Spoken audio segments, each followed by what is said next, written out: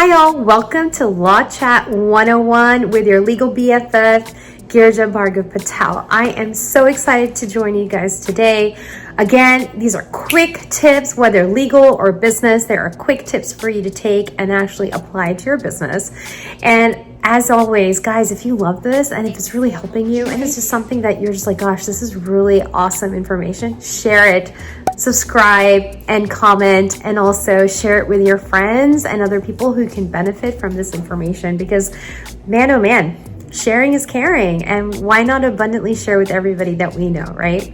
Well, today's tips are actually going to be about 5 ways to be more productive during the week. I know there are different seasons that happen, and in each season, sometimes we slow down, which is okay, or sometimes we're rapid pace, which is also okay. And it could be just a simple launch season, or you're in the middle of the summer season, or it's the holidays, or you're just not feeling it, and that's okay too. But we all need that pick me up at times, and we all need the time when we just really kind of need to start focusing. I know for me, I am getting out of summer right now, which was super busy, and there were moments in summer that were super fast paced, but then also there were moments that were overwhelmed with other parts of my life, which had to become priority. And then work had to kind of not take a backseat, but not always be the top of my priority list on a daily basis. But what helped me manage all of that was to basically manage a weekly schedule that allowed me to do that. Now, later on this week, there is an episode on Law Chat on your podcast where I have Lonnie Jackson, my coach, talking about how to win back your time. And it is so effective, and her process is so effective because I've actually applied it to my life, and it's amazing. It was a game changer. So make sure you do not miss that podcast episode. And so go to podcast or wherever you listen to them and make sure you subscribe so you can get an alert to it, so you're following that podcast. But today we're going to talk about how to make your week more productive. So the number one thing that I do is I plan. I'm a planner. I know there are people out there that don't plan, and I get that. And so you don't have to plan in such a way where it's stressful to you, but plan in such a way where you have a working knowledge of what you are trying to do and what your goals are, right? We all have things we're working towards. And so whether that way of achieving it is done in a very, this is what I'm doing from this hour to this hour, or a very generic, hey, these are the things I need to get done next week in order to make the needle move a little bit, right? However that works for you, I'm sure there's something that is really ticking for you properly. And so use that methodology for your planning purposes. Now, I know that some people get on, they start planning either the Sunday for the week ahead, or sometimes even a Monday morning. They get up earlier and they plan for the week ahead. I personally like to plan on Fridays for the week ahead, because quite frankly, I already know what I have to do the following week, and I already know what is required of me. Raise your hand if that's true for you. And so I like to plan it on a Friday, so that way Sundays I can actually not have to worry about planning, and I can actually just do it on my work hours for Friday. And I'm not even eating into family time on the weekends, because for me, that's huge. I like to really reserve my weekends for family time and do minimal work on the weekends, unless I absolutely have to, or there's lunch times or something going on. So I like to plan on Fridays for my upcoming week. Now, what that means is that it's important to write a to-do list during that time. Now, whether you're writing a to-do list where it is just a brain dump of, oh my gosh, these are all the things I need to do, or you have, I have these 3 projects, and these are the 5 things I need to get done in the next month or the next week or 2 weeks for these 3 projects. And so that way you can also see where you need to go and which project needs more attention at the time and what actions you need to take. So that takes me to your number 2, which is pick 3 to 5 things from the list that you have made, your to-do list, and prioritize those 3 to 5 things for the following week. And I say 3 to 5 things because honestly, getting many big things done during the week can be tough. Not to say that you can't do it, but it can be overwhelming. And let's not set ourselves up for failure, on that, right? We do not want to set ourselves up for failure, because when we do that, we cause stress, and we also cause overwhelm, and we cause anxiety. We cause a lot of things that really we don't need to do that to ourselves. So let's set us up for success. Be very intentional about our schedule for the week ahead, and have 3 to 5 things that are achievable, that are doable, that are practical, and that also is something that you know you can do. So whatever those 3 to 5 things are, get that down in your to-do for the week coming up. And everything else can be pushed to the following weeks, or to extra time if you have it, or to another date. And so when you do that, you already know that, okay, I have scheduled myself for this time to do this time. So you're not worried about that, and you're more present in what you're doing at the time. And that's very important. That takes me to number 3, blocking out your days and batching. I was not always a batching person. I still don't do batching for everything all the time, although I've started diving a little bit more into it over the summer.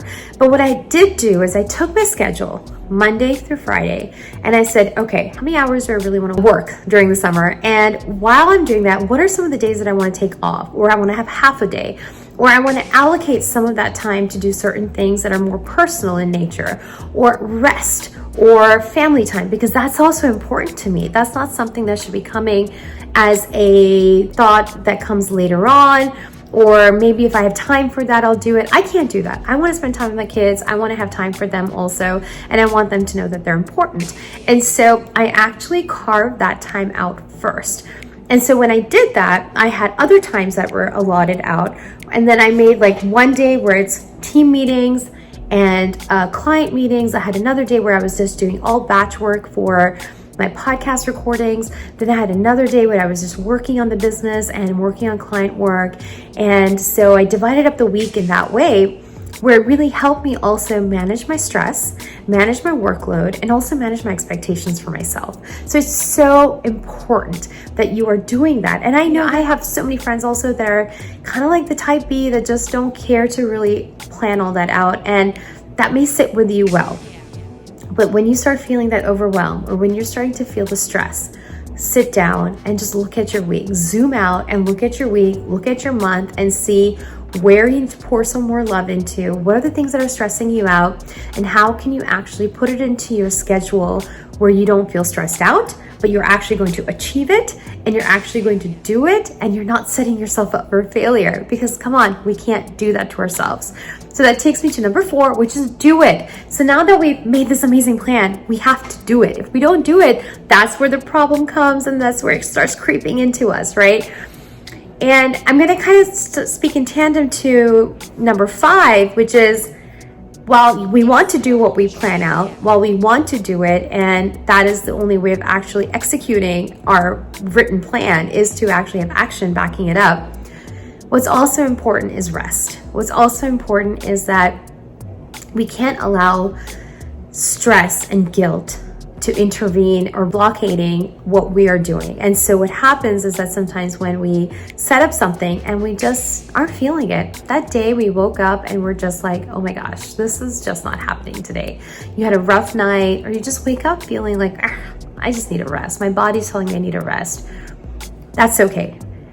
Make that choice. We so many times don't give ourselves permission to rest. We don't give ourselves permission to take that time and to reflect and to listen to our bodies. And we need to. Sometimes we are just so much on the go that we don't realize that our body just needs to literally rest and do nothing. And that's okay too. I know I have a mind where it's constantly running at 1,000 miles per hour compared to whatever else is happening around me. And that can cause me overwhelmed, because I'm like, gosh, I have to do so much stuff and I'm just not getting it done. And the reality is that it's okay. It's okay if you choose to make the decision to rest rather than doing something that you were supposed to do in your plan of action. And once we've made that decision that we are going to rest, let it be. When you start going back and thinking about, oh, I could have done this or I could have done that, and truly you could have, right? But don't feel guilty about it. Don't let the stress come in, because I tell you that is the thief of your joy and peace and sanity, right? We just cannot allow that to steal it. And so allow yourself to be like, you know what, next time I'm going to actually maybe do 10% of it so I don't feel that guilty. So we learn from it if it's not sitting well with us after we make the decision. But once we've made the decision, we've made it. You can't go back in the past and change it. So you have to be at peace with the decision you've made. But you can definitely learn from it and move forward. Learn from it and make some changes in the future if that didn't sit well with you. But don't let guilt come in.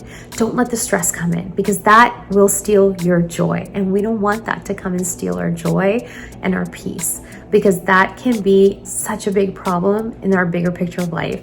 And so know that while you can make those plans, which you should, and while you can pick your top 3 to 5 things that are just going to be working for you really well that week and your priority list, and then let everything else push back to the next week or the weeks coming up. And then block out the days or the times that you're like, you know what, I am so productive during this time and I really need to get this done at the beginning of the week as opposed to the latter of the week. Get that done. But number 4 is doing it. But then number 5 is, if you don't do it, don't sweat it. I hope this was helpful to you. I know this was super helpful to me. And get back on and listen to Lonnie, whether you're on Apple Podcast or Spotify or Amazon Audibles, or whether you are listening to it on YouTube, because you know those podcast episodes are going up on YouTube, also on Law Chat. But get on and really listen to Lonnie talking about how to get your hours back in the workday, and also how to like win back those hours, but also be more productive. And so these are just some of the things that I do, and I hope this was helpful to you. Remember, share the love, share it with your friends, share it with your family. Go and start subscribing to this if you love this, and also drop your email or click on the link below. And if there's I think there's like 5-day challenge that I have out there as a legal audit for your business as well. If you're into that, go get it, because it'll really help you also figure out the holes in your business. And so with that being said, I'll catch you next time. Bye.